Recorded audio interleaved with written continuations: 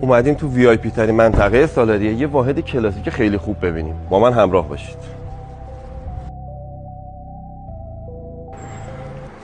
یه زمین 420 متری اینجا داریم، 20 متر بعد که این قابلیت رو به سازنده داده که بتونه یه نقشه خیلی خوب تو این واحد در بیاره.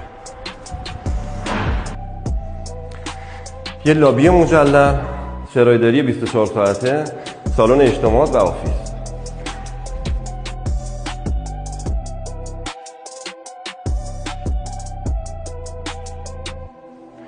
ورودی واحد که سالن پذیرایی و نشیمن ما رو از هم تفکیک کرده.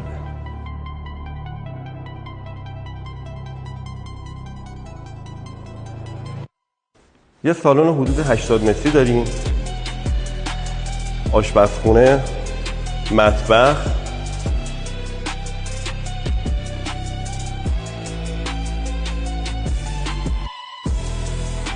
سالن نشیمن خصوصی حدود 50 متر. یه تراس قابل چیدمان هم اینجا طراحی شده که کاملا این قابلیت رو به شما میده که بتونید یه تراس گاردن خوب از این در بیارید. این واحد 4 تا خواب داره. خواب نوجوان،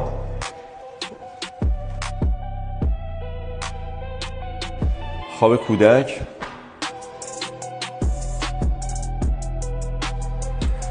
سرویس حمام عمومی، شیرالات تو کار، قابلیت چیدمان وان جکوزی، سیستم برق فول هوشمند، خواب کینگ مستر ما، سرویس حمام مستر با موزیک، کلوزت،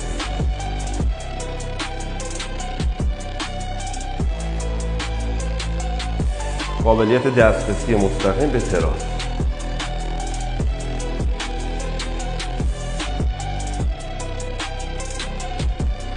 و اما سویت مهمان این ساختمون.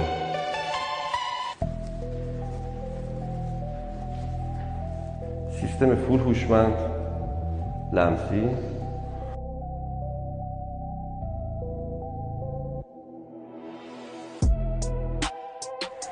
سیستم گرمایش این ساختمون، گرمایش از کف هستش، سرمایش VRF میتسوبیشی. و اما روف این ساختمون که در حال تجهیزه، آلاچی، آبنما. نکته قابل توجه این ساختمون داشتن ژنراتور برق اضطراریه با توجه به شرایط موجود. یه فضای کاربردی برای مراسمات و استراحت. لازم به ذکر این واحد 2 تا پارکینگ سندی داره.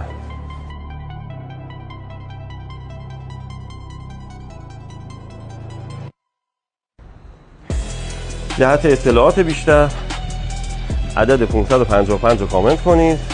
من علی ابراهیمی خیلی مخلصم. مشاور ساختمانی والاس.